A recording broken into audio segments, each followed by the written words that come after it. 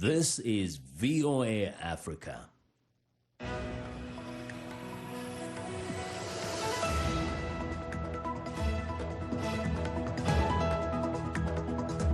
Good evening, I'm Esther Githu. It's Friday, June 7th. This is Africa 54.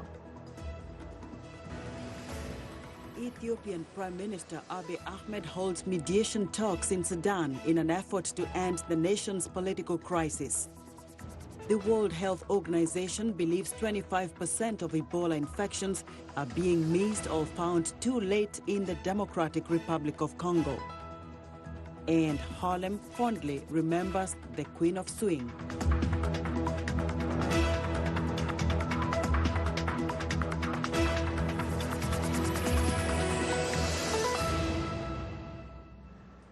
Ethiopian Prime Minister Abiy Ahmed held mediation talks in Sudan on Friday in an effort to break the stalemate between the ruling military council and the leaders of the pro-democracy protest movement.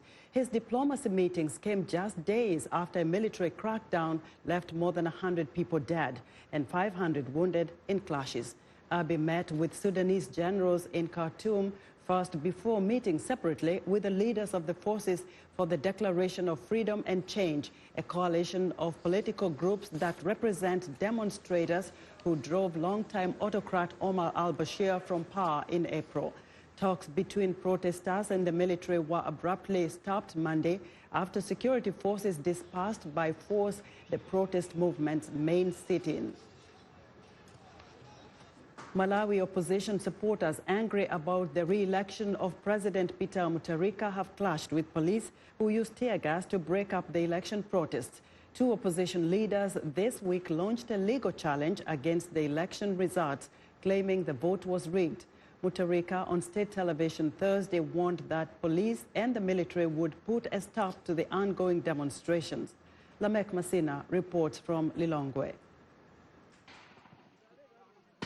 Malawi police used tear gas to disperse supporters of the opposition Malawi Congress Party protesting President Peter Mutharika's re-election. Protesters stormed government offices in the capital and accused the ruling Democratic Progressive Party of rigging the polls with the help of the president-appointed Malawi Electoral Commission. You know what happened?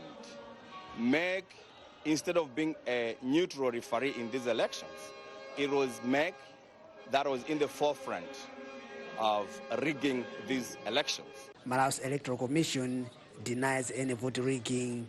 Commission chairperson Jenny Ansah said they had addressed all election complaints.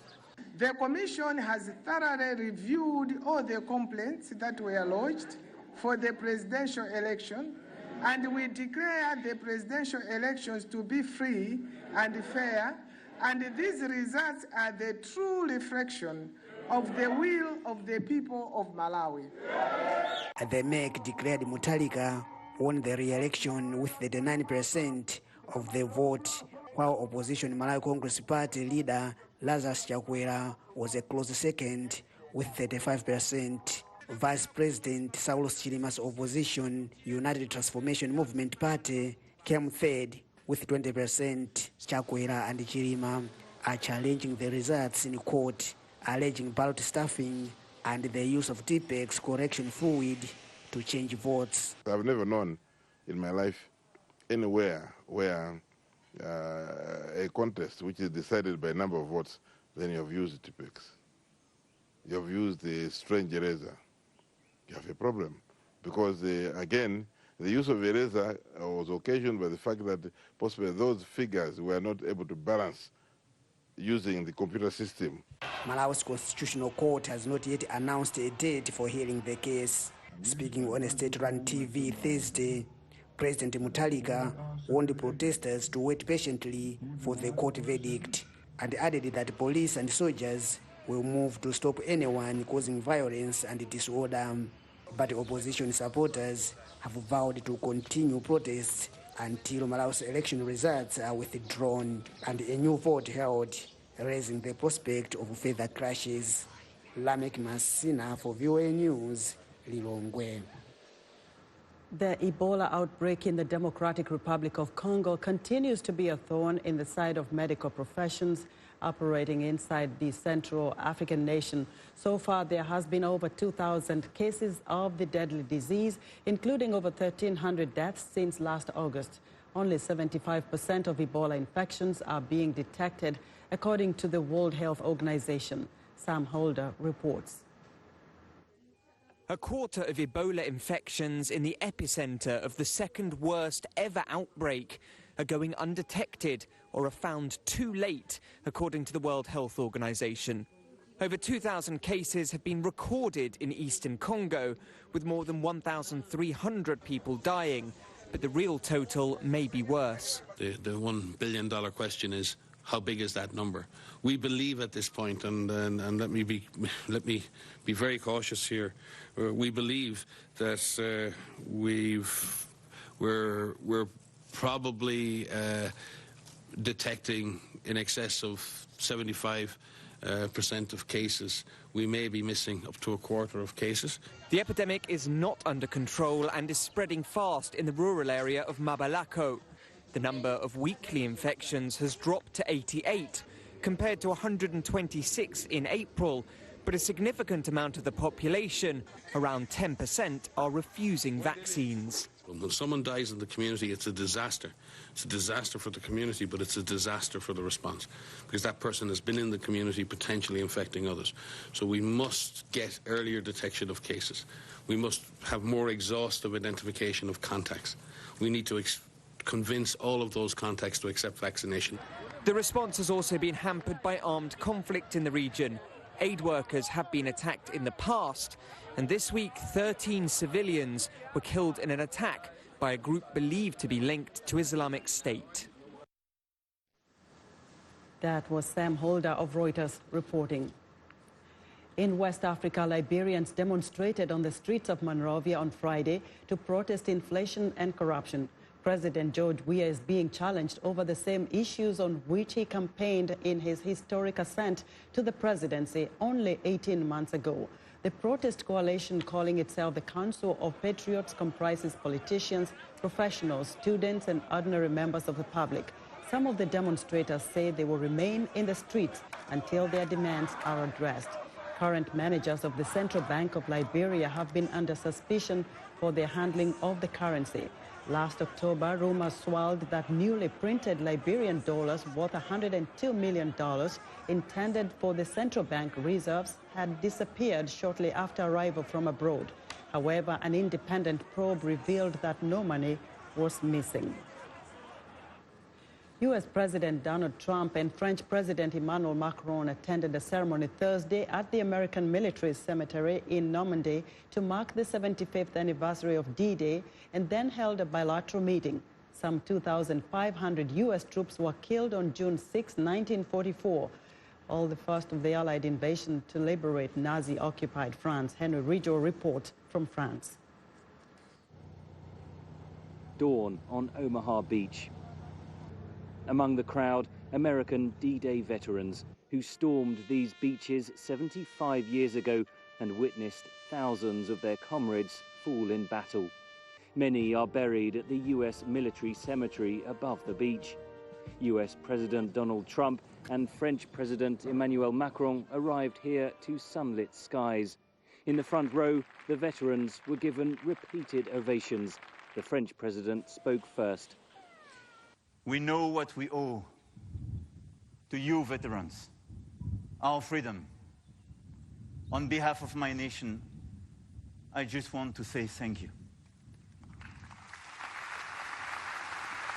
He went on to speak pointedly of the alliance between nations underpinning victory and freedom. L'Amérique, cher Président Trump. The United States of America, dear President Trump, is never so great as when it fights for the freedom of others. President Trump continued the tribute to the fallen and to the veterans, like Russell Pickett. Pickett spoke to VOA earlier this week at Omaha Beach, describing the emotional and mental scars that still endure from D-Day. The US leader paid this tribute Thursday. Russell Pickett is the last known survivor of the legendary Company A. And today, believe it or not, he has returned once more to these shores to be with his comrades. Private Pickett, you honor us all with your presence.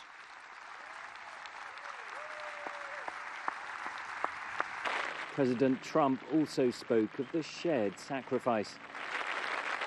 Our cherished alliance was forged in the heat of battle, tested in the trials of war, and proven in the blessings of peace. Our bond is unbreakable. General Dwight Eisenhower was the supreme commander of Allied expeditionary forces on D-Day. That post, now known as Supreme Allied Commander Europe, is currently held by General Todd Walters. Despite transatlantic political tensions, he said the alliance with Europe is in good health. Take a look at what took place on Utah Beach, the cooperation between multiple nations, multiple domains. And all you have to do is put your feet on the sands, and you get a deep appreciation for how powerful the alliance is and at the importance of keeping that alliance together. And today I feel very, very confident that the alliance is as strong as it's ever been.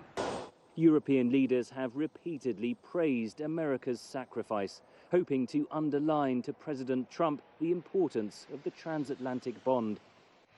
Nowhere is the historic alliance between America and Europe felt as strongly as in these military cemeteries, where lie the bodies of tens of thousands of soldiers who gave up their lives for freedom. Henry Ridgewell for VOA News at the US military cemetery, Colleville-sur-Mer, France. Thousands of stories told by sexual assault survivors are stitched together in hundreds of quilts. Together they form the Monument Quilt, a project organized by an activist collective called Force, Upsetting Rape Culture. Over the last 5 years, workshops across America encouraged survivors to speak up, share their experiences, each in a square of fabric. Faiza El-Masri reports and Faith Lapidus narrates. These quilts tell 3,000 personal stories. Each square of every quilt is a message from survivors of rape, incest, or domestic violence. They are women, men, and children from across the United States and Mexico. The project was envisioned and organized by Force, Upsetting Rape Culture. The Baltimore-based activist collaboration produces large-scale public art projects to generate media attention and get millions of people talking. We're a survivor-led organization, and we are putting the needs of survivors first in creating a public platform for our healing. Laid out on the National Mall this month, the quilt squares spelled out, "You are not alone," in English and Spanish. This display is the final 50th display that we've done around the country, in the U.S. and in Mexico, in 33 different cities over the past 6 years of organizing. 4 years ago, one of those events inspired Greg Graycloud to join the campaign. At that time, no male had shared their story until I finally, got enough nerve to share my story from when I was 9 years old, from when I was sexually assaulted. But these women here at the Monument Quilt and Force, they created such a safe space for me to share my story that I don't have to feel ashamed for what I went through. Because for the longest time, I stayed 9 years old. I was a grown man, but I was 9 years old in my head. But they shared a space for me where I can be a grown man and continue to share what happened to me when I was a child. Trauma, especially gender-based violence and sexual trauma, lives sort of in the soil, it lives in the body. And when you put the quilt out and it's on display, it often acts like an acupuncture needle and it opens up those spaces of trauma. And often people who don't even identify as survivors, once they experience the quilt, realize that they have sexual violence in their history. It's really beautiful to see survivors standing up and not being afraid and being able to find healing in community. It's really incredible to see. That it's also very sad to see how impacted this is in all communities. Organizers say their work does not stop here. The display is just the launching platform for the group to take the issue of sexual violence to wider audiences, heal more survivors, and inspire change. For writer Faiza El-Masri in Washington, Faith Lapidus, VOA News. Stay tuned.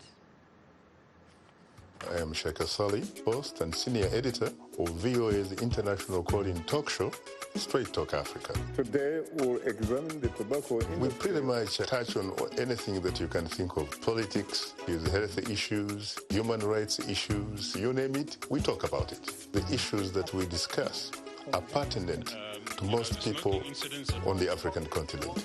A very, very rare and unique opportunity to interact with their leaders. Could be French, English, Portuguese, Bantu, Arabic. It is the beat. The African beat that counts. The beat does all the translations. It cuts across all languages and gives us the understanding that this is the African beat. It is so distinct and adhesive. It binds us together. African Beat on the Voice of America. For more information, visit our website at www.voanews.com/AfricanBeat. I'm Clara Frank, and here's what's trending. It's the end of an era. Apple has announced the demise of its groundbreaking iTunes platform in favor of 3 more tailored apps as it refines its offerings to be a stage for digital music, films, podcasts, and more. iTunes transformed the way people buy and listen to music after its launch in 2001. The transformation of iTunes into 3 separate apps comes with Apple preparing the international launch of an eponymous TV Plus later this year. The new content will be available on an upgraded Apple TV app, which will be on smart television sets and third-party platforms, including Roku and Amazon's Fire TV. Meanwhile, the tech giant is offering iPhone users a way to bypass Facebook's and Google's sign-in services when using new apps. Instead, Apple is introducing a competing sign-in service that will mask your real email address and give apps a random string instead. Apple has been trying to differentiate itself by emphasizing privacy, as other tech companies like Facebook and Google have faced breaches and other data privacy issues. The company is also offering users the ability to share location with apps just once and not continually, and it will block apps from using Wi-Fi and Bluetooth to infer your location. These privacy-focused features are part of the iOS 13 software update expected this fall. And that's what's trending today. One of the first Lindy Hoppers in America, Norma Miller, dazzled the country with this fast-paced acrobatic dance back in the 1930s and 1940s. A multitude of international tours and thousands of students and fans later, America fell in love with Lindy Hop, and Miller became known as the Queen of Swing. Miller died in Florida last month at the age of 99, but her dance legacy continues. VOA's Senia Turkova has more on Miller's life and legacy. Anna Rice narrates.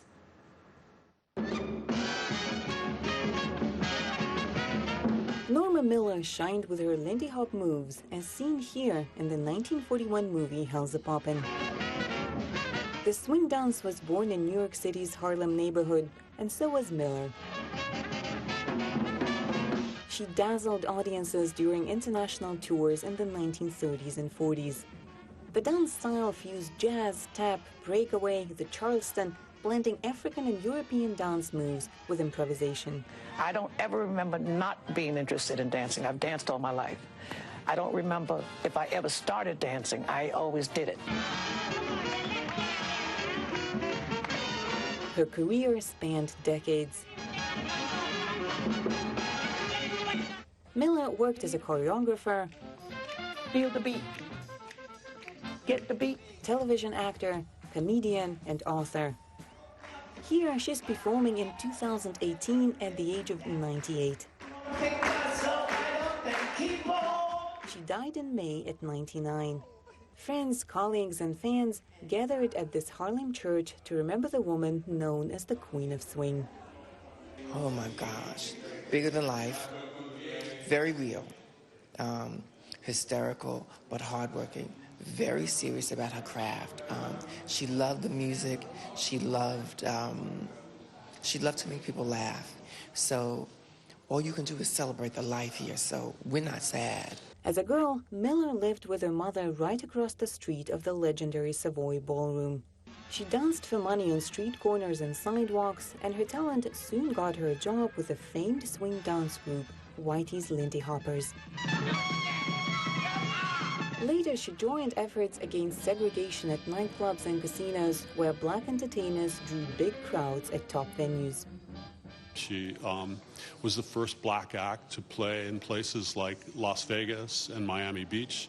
In terms of life values and standards, she was very focused and clear with what she wanted in her life, and she didn't allow herself to get distracted.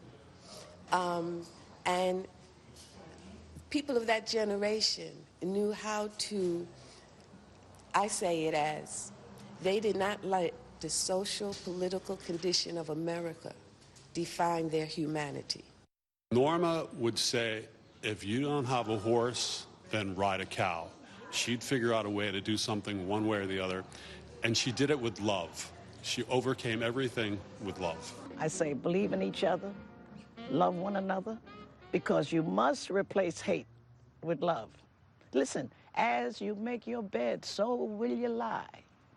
This is what you do before you die. Before I die, there's just one thing. I'll do my thing and swing, baby, swing. Keep on swinging. The last survivor of the original Lindy Hoppers performed until her very last days. For Ksenia Turkova in New York, Anna Rice, VOA News.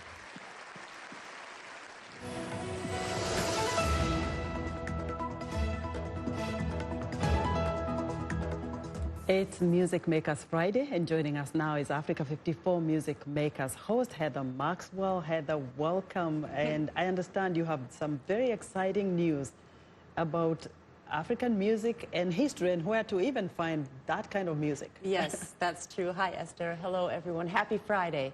This weekend marks a very important part of African music history for two reasons, and they're both connected.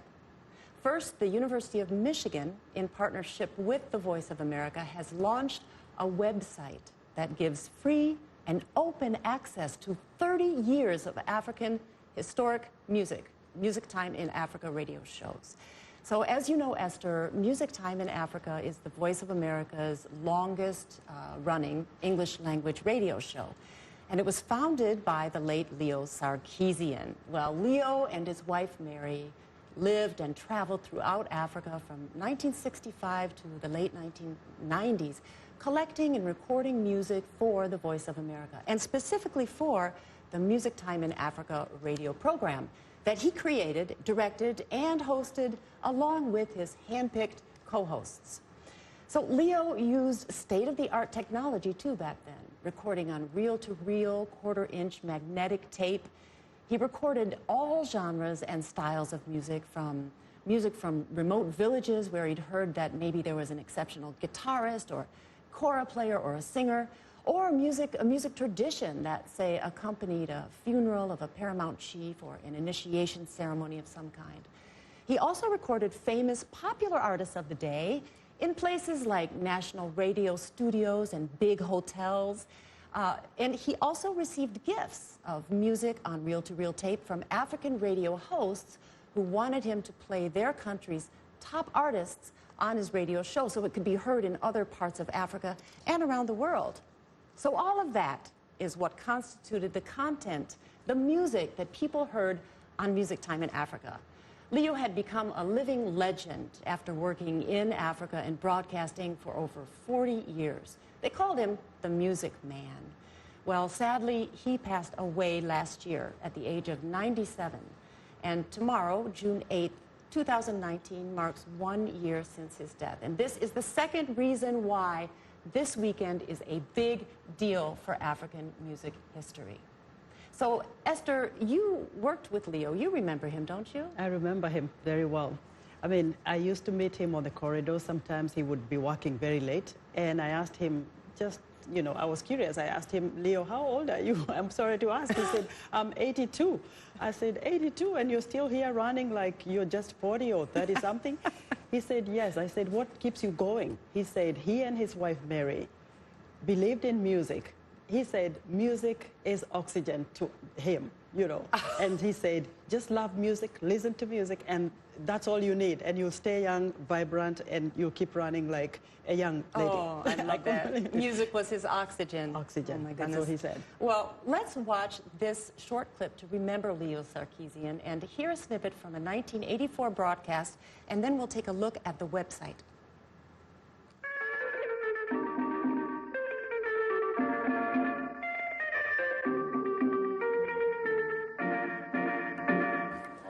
Well, the most memorable, of course, is the way I came into the Voice of America, and that is meeting Edward R. Murrow, the famous pioneer of American television and broadcasting. And the most memorable moment was when he came to my home in Guinea and met me and my wife and asked me at that time if I would like to come to work for the Voice of America. And now here's Leo. Here's my colleague, your VOA music man, Leo Sarkeesian. Thank you, Rita. This particular recording is titled Ojo Doshu by Fela Ransom Kuti. I made this recording in Lagos, Nigeria, in 1965 when Fela had just organized his band called the Kula Lobitos, and he had begun experimenting with the big band sound, looking for a new, unique, and original music style of his own. Ojo doshu, doshu that down. Ojo doshu, doshu that down. Ojo rabo maro, ode ramo kasa. Ojo doshu, rabo maro, ojo.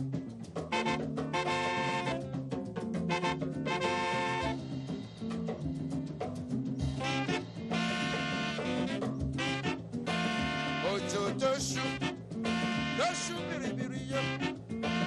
Ojo doshu, doshu biribiri yo.